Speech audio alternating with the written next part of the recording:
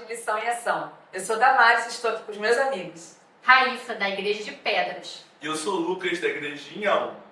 Hoje nós vamos estudar a lição 3, que fala, não é um adeus. Bem-vindo a mais um episódio bíblico dessa semana, está em João 14. E durante esse capítulo de João 14, Jesus fala sobre o caminho do Pai, né? Os versos muito conhecidos, né? Que é João 14, de 1 a 3, né? Não se turbe o vosso coração, credes em Deus, credes também em mim, na casa do meu Pai, há muitas moradas, se não fosse assim, eu vou teria dito.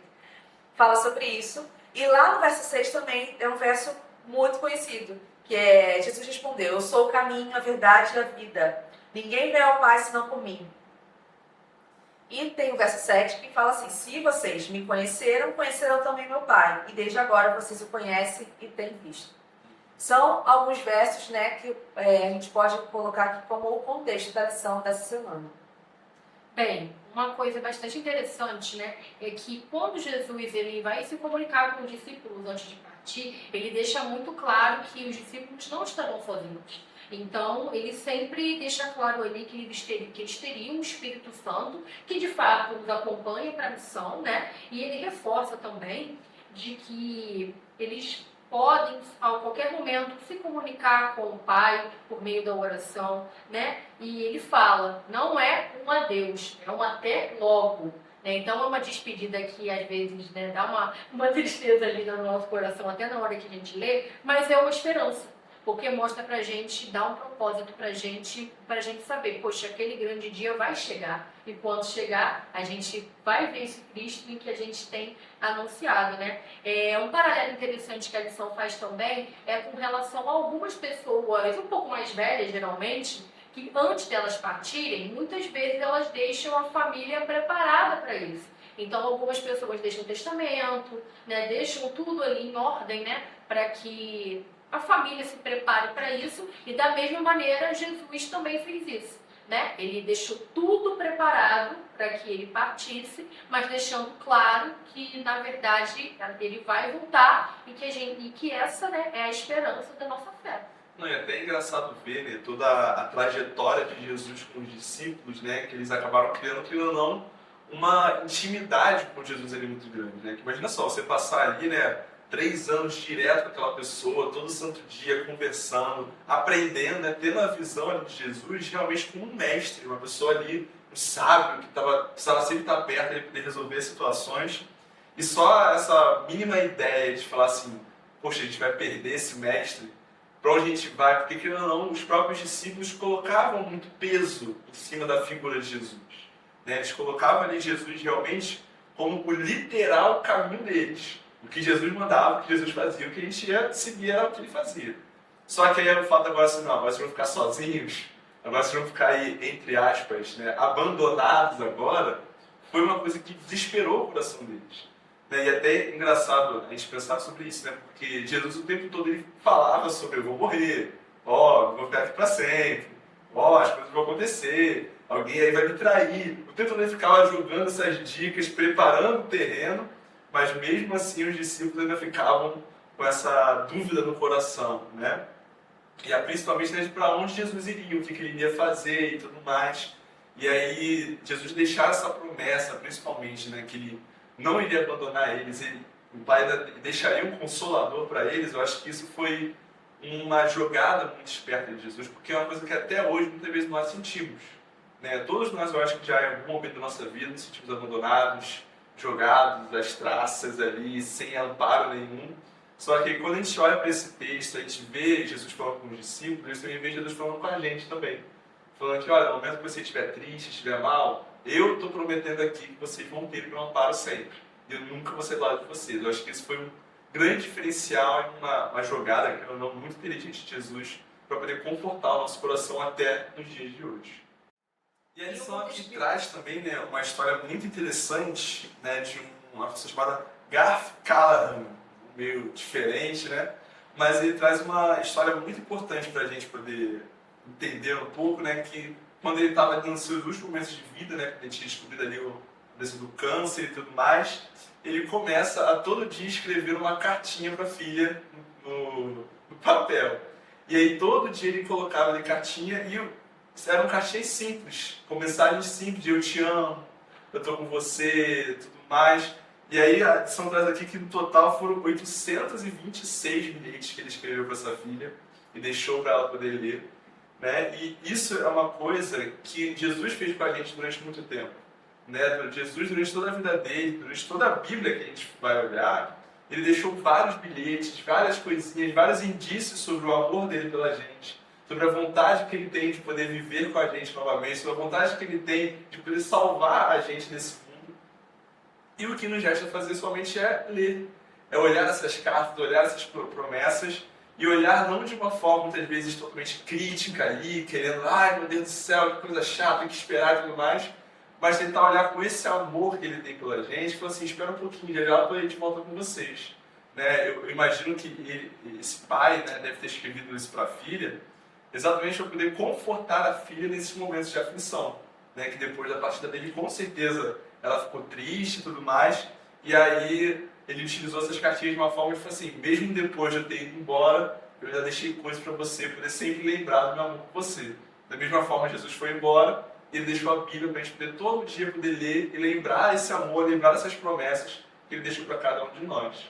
E é interessante, Lucas, porque essa é uma declaração de amor, né? De certa forma, para todos nós, que vai lembrar aqui a questão do casamento, né? Nós três ainda não passamos pelo casamento, mas para quem já passou, deve ser uma experiência muito boa, tão boa, que Jesus compara a vinda dele a um casamento, mais de uma vez na Bíblia.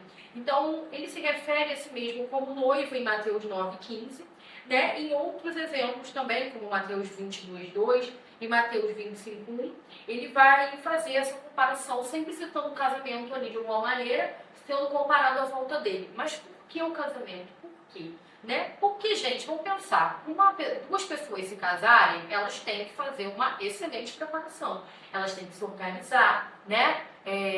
Enfim, fazer várias coisas para aquele dia ser muito especial e dar tudo certo. Da mesma maneira, a gente também tem que se preparar para a volta de Jesus como se fosse um casamento, porque a gente tem essa esperança, né, que Jesus, o noivo, vai se encontrar com a noiva, que é a sua igreja, e da mesma maneira a gente não pode ir de qualquer jeito. Não pode ir assim, qualquer dia volta aí e tal, não é bem assim. A gente tem que ter uma preparação espiritual para isso, né? A gente tem que estar preparado para esse momento tão especial, é a nossa esperança, nós vivemos por isso, essa é a verdade, e não dá para ser cristão e viver alheio à questão da volta de Jesus. Então é interessante como essa maneira como a gente entende a volta de Cristo, ela transforma a nossa maneira de viver, né? Ela muda a maneira como a gente tem um propósito de vida, sabe? Às vezes você está num dia ruim, você está passando por um momento péssimo da sua vida e você pode questionar, para que eu vivo? Para que eu estou aqui?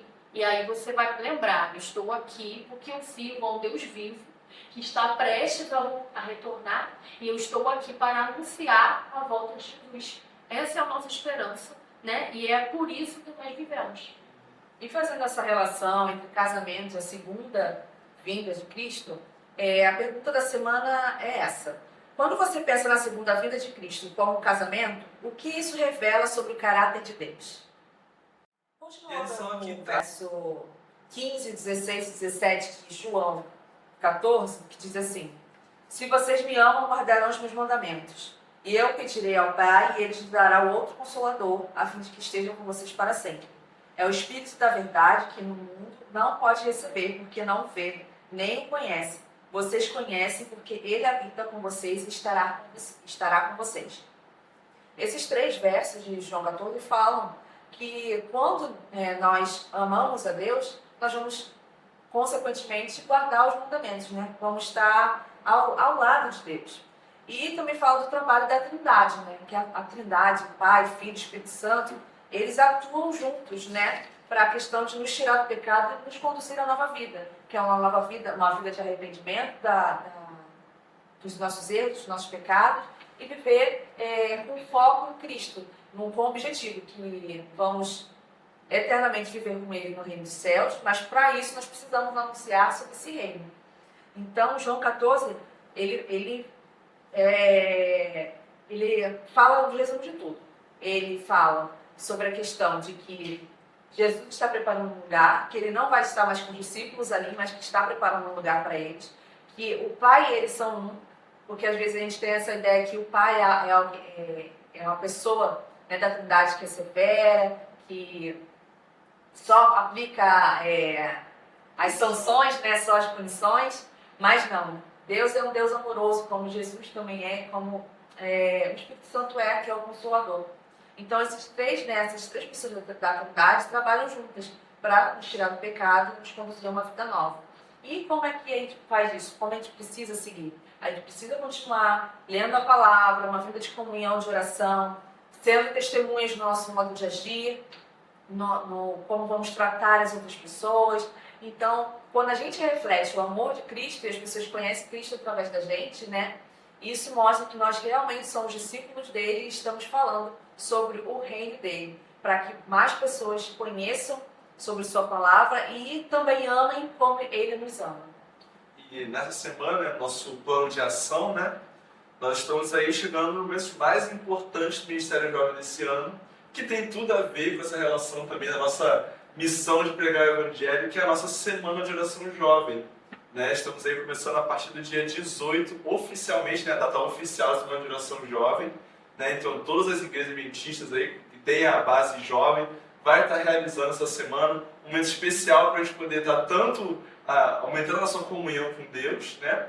Mas também desenvolvendo o tema do nosso ano, né? Que é Meu Lugar no Mundo, que fala exatamente sobre essa questão de poder pregar o Evangelho, falar sobre a mensagem de Cristo.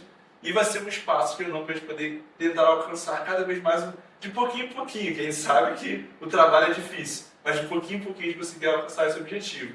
E você de casa, se você estiver aí, por exemplo, na minha igreja vai acontecer a Semana de Oração Jovem, coloque aí nos comentários, fala assim, olha, na minha igreja, no local tal, de tal a tal dia, vai estar acontecendo a Semana de Oração Jovem, vai que alguém assiste esse vídeo, abre os comentários, vê o seu comentário e aparece na nossa Semana de Oração Jovem também. Então coloque aí nos comentários, aproveita, já que já agradeceu um pouquinho, né? Já segue a gente, se inscreve no nosso canal, deixa o like aí, para poder acompanhar, né, nosso estudo da lição, poder estar com a gente aí. E já deixo aí um abraço para todas as bases que vão estar realizando a Semana de Oração Jovem, que com certeza o Espírito Santo vai estar com vocês e vai ser uma semana maravilhosa com a presença de Cristo. Vamos orar então? Pensando nisso, oremos.